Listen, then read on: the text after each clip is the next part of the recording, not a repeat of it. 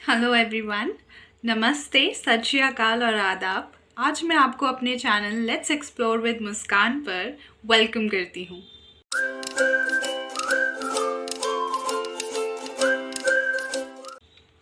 तो जैसे कि हम सब जानते हैं, आज महाशिवरात्रि है। आपको महाशिवरात्रि की बहुत बहुत शुभकामनाएं। और मैं सोच रही थी कि महाशिवरात्रि पर कुछ नया करते हैं, तो मैंने अपना चैनल ही स्टार्ट कर लिया। तो ये मेरी पहली वीडियो है और आशा करती हूँ कि आपको ये वीडियो बहुत अच्छी लगे। तो जैसे कि आप सब जानते हैं कि ये वीडियो ऑफलाइन एग्ज़ाम्स के बारे में है। हम सब ने ऑफलाइन एग्ज़ाम्स दिए हैं, राइट? स्कूल लाइफ में, और बहुत सब ने तो कॉलेज लाइफ में भी दिए हैं, फर्स्ट सेकेंड ईयर में। बट बहुत से ऐसे स्टूडेंट्स हैं जिन्होंने सीधा ऑनलाइन एग्ज़ाम से स्टार्ट किया, राइट? MCQ फॉर्म में। तो आज उन सब के डाउट्स, उन सब की क्वेरीज़ को मैं क्लियर करने की पूरी कोशिश करूँगी। ऑफलाइन एग्ज़ाम्स देते हुए जब हम हैबिचुअल हो गए थे, तो उसके बाद ऑनलाइन एग्ज़ाम्स हमारे लिए एक बहुत बड़ा चैलेंज था।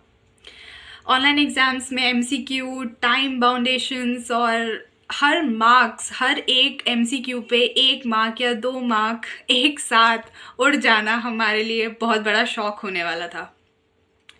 अब इन सब के बाद जब हम ऑनलाइन एग्ज़ाम से हैबिचुअल हो गए थे, घर में बैठे हुए क्लासेस ले रहे थे, तो अब फिर से ऑफलाइन एग्ज़ाम्स आ गए।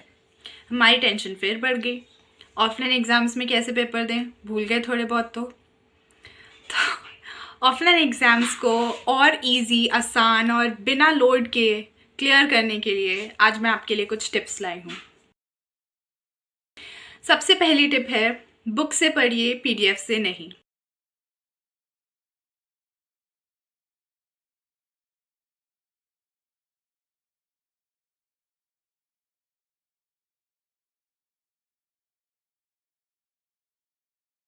बुक से क्यों पढ़े?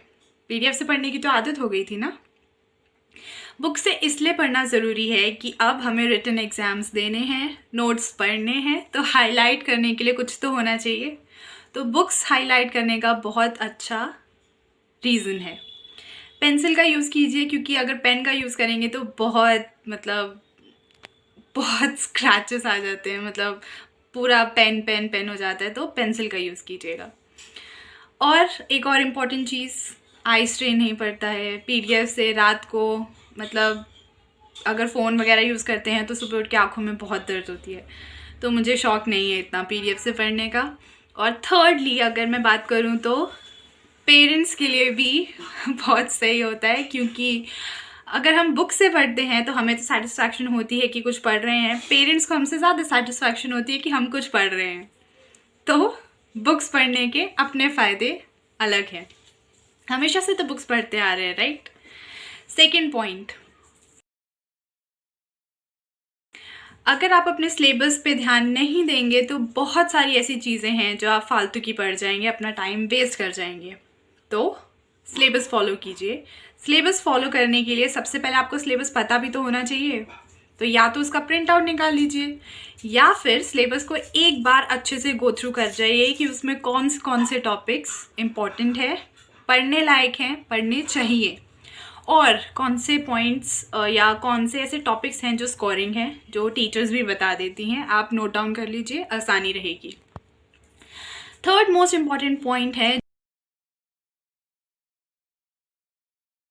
जब बुक्स पढ़ने बैठें तो नोट्स बनाएं। हम में से बहुत सबको आदत होती है हैंड रिटन नोट्स नहीं बना पाते हैं, पर जिनको आदत होती है वो ज़रूर बनाइए। फ़ायदा होता है, एग्ज़ाम से पहले गो थ्रू हो जाते हैं, बहुत सारी चीज़ें गो थ्रू हो जाती हैं कम टाइम में। पर अगर आपको नोट्स बनाने का शौक़ नहीं है तो हाईलाइट ज़रूर कीजिए बुक्स में। रूटीन बनाइए, एग्ज़ाम में लोड कम होगा। क्योंकि मैं बताती हूँ, जब फर्स्ट ईयर में फ्रेशर्स आते हैं, कुछ पता नहीं होता कॉलेज का, नहीं पता होता कितने मार्क्स का क्या होगा। और सबसे इम्पॉर्टेंट बात है, अपने सीनियर से भी पूछ सकते हैं एग्ज़ाम कैसे होते हैं, उन लोगों ने तो दिए होंगे ना। अपने सीनियर से जान पहचान बढ़ाइए, उनसे कनेक्शन बनाइए, और मतलब अगर आप उनसे जान सकते हैं कि एग्ज़ाम्स कैसे दिए उन्होंने, कितने मार्क्स की क्या स्कीम रही, तो वेल एंड गुड है। नहीं तो एग्ज़ाम कीज़ भी आती हैं। अगर आपको एग्ज़ाम पैटर्न जानना है इंटरनल या एक्सटर्नल एग्ज़ाम्स के लिए, तो एग्ज़ाम कीज़ बहुत फ़ायदेमंद होती हैं क्योंकि वो आपको मार्किंग स्कीम के साथ आंसर्स बताती हैं। मैक्सिमम क्वेश्चंस एग्ज़ाम कीज़ में से आते हैं। फॉर एग्ज़ाम्पल अगर मैं बात करूँ तो GGSIPU की आकाश होती है। ऐसे ही हर कॉलेज की, हर यूनिवर्सिटी की अपनी बुक्स होती हैं, शॉर्ट कीज़ होती हैं, ज़्यादा बड़ी नहीं होती और ज़्यादा कॉस्टली भी नहीं होती।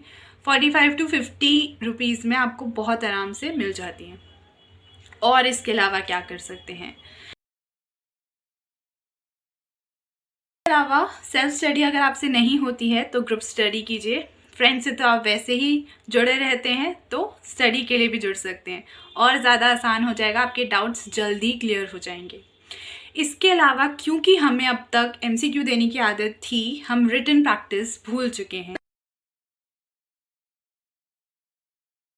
टाइम मैनेजमेंट रिटन प्रैक्टिस के साथ बहुत ज़रूरी है, वरना एग्ज़ाम्स क्लियर करने में थोड़ी बहुत दिक्कत हो सकती है, राइट।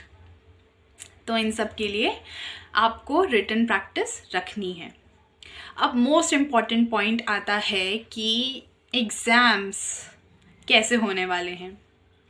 हम में से जितनों ने एग्ज़ाम्स दिए हैं उनको थोड़ी बहुत नॉलेज होगी कि एग्ज़ाम्स कैसे होते हैं, बट जो फ्रेशर्स हैं, जो पहली बार एग्ज़ाम दे रहे हैं, उनके लिए एग्ज़ाम सेंटर पे जाना है एक अलग ही मतलब सीन सिनेरियो रहता है। क्योंकि जब हम 12th में एग्ज़ाम देने जाते हैं वैसी ही शीट्स, वैसे ही सर्कमस्टांसेस होते हैं, बट 12th में जितना लोड होता है आपको लोड यहाँ लेने की ज़रूरत नहीं है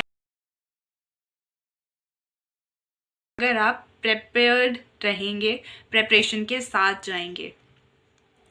तो एग्ज़ाम सेंटर या एग्ज़ामिनेशन का बर्डन मत लीजिएगा, क्योंकि अगर हम कॉलेज लाइफ में आ रहे हैं, इसके कुछ अच्छे मतलब सब कुछ अलग अलग होता है, सब नई चीज़ें होती हैं, नई यूनिवर्सिटीज़ होती हैं, बहुत अलग होता है। क्योंकि ऑफलाइन मोड में हम ये सब पहले ही देख चुके हैं, बट जो पहली बार कॉलेज ही जा रहे हैं उनके लिए बहुत न्यू होगा। तो अपने टाइम को मैनेज करके रखेंगे, अपने दोस्तों से कांटेक्ट रखेंगे, कुछ उनकी प्रॉब्लम सुनेंगे, कुछ अपनी बताएंगे, तो बर्डन थोड़ा कम लगेगा। और एग्ज़ाम्स पे साइड बाय साइड ध्यान देना ज़रूरी है, क्योंकि CGPA इम्पॉर्टेंट है। बहुत सब स्टूडेंट्स को मैंने कहते हुए सुना है कि अब तो कॉलेज में आ गए ना, तो अब थोड़ा बहुत तो मतलब घूम फिर सकते हैं, बाकी चीज़ें कर सकते हैं, बट एग्ज़ाम्स की CGPA जो आपको एग्ज़ाम रिज़ल्ट में मिलती है, वो जब आपके रिज़ल्ट में आएगी तो बहुत इम्पैक्ट छोड़ेगी आफ्टर कॉलेज। तो उसको मेंटेन रखिए, वो बहुत ज़रूरी है। इसीलिए हम ऑफलाइन एग्ज़ाम्स को इतना ज़्यादा समझ के मतलब इतना ज़्यादा हम उसके लिए बात कर रहे हैं, क्योंकि हमें ऑनलाइन एग्ज़ाम्स देने की आदत हो गई थी, वो हमारा न्यू नॉर्मल था। अब हम जब एक्चुअल नॉर्मल में वापस आ रहे हैं, ऑफलाइन एग्ज़ाम्स में वापस आ रहे हैं, तो इसको भी अपनाने में हमें थोड़ा टाइम लगेगा, राइट। तो अच्छा होगा अगर हम पहले से ही प्रैक्टिस में रहें, हमें पता हो कि हमें क्या करना है, तो हमारे लिए मार्क्स गेन करना बहुत आसान हो जाएगा, राइट। तो ये सारी मेरी टिप्स थी जो मैंने अपनी फर्स्ट वीडियो में सारी डाल दी, जितना भी मेरे एक्सपीरियंस से मुझे पता थी। अगर आपको एग्ज़ाम से रिलेटेड कोई भी और डाउट्स आता है, क्वेरी होती है, तो आप मुझसे डायरेक्टली कमेंट सेक्शन में एज अ कमेंट पूछ सकते हैं। मैं आप सबके डाउट्स क्लियर करने की पूरी कोशिश करूँगी जल्द से जल्द।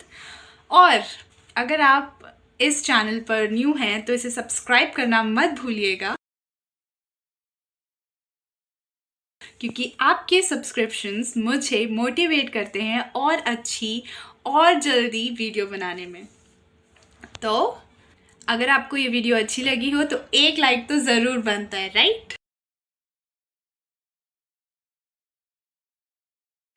मेरी पहली वीडियो है भाई, एक लाइक तो दे दो। और keep exploring, keep sharing. This is Muskan Malhotra signing off. आप बने रहिए लेट्स एक्सप्लोर विद मुस्कान पे, और जल्दी मिलते हैं एक नई वीडियो के साथ। सी यू सून, बाय बाय।